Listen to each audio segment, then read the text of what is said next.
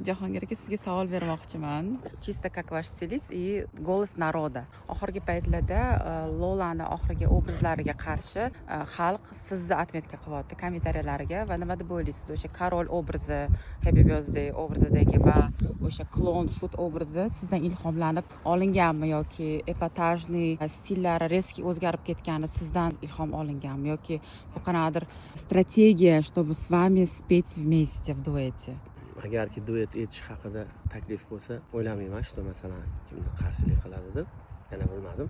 Epataj masalasida yoki keyingi chiqishlaridagi insonni o'ziga chorlovchi ko'rinishlarini menga qarab qilgan deb o'ylamayman, to'g'risi, chunki zotan ular o'zi yoshligidan u ham bir 20 yil bo'lib qoldi shekilli ijod qilayotganiga. Ular современныйroq edi kerak bo'lsa bizdan ko'ra. Men oxirgi 5 yilda yo'nalishim o'zgarib turuvchi bo'ldi. Ko'rinishimmi, yo'nalishimmi, musiqa yo'nalishimmi. Lekin duet kutamasizlarmi? Nasib balki bo'lar. Xalqqa удивительно birga chiqsanglar.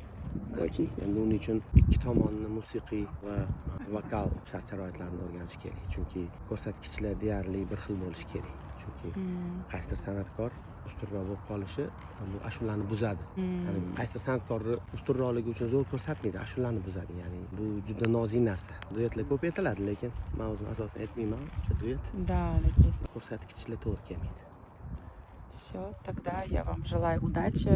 Rahmat. И kutib qolamiz aynan bu klipni ham. Kunlarim klip yaqinda chiqadi, xohlasa. Ждите. Спасибо.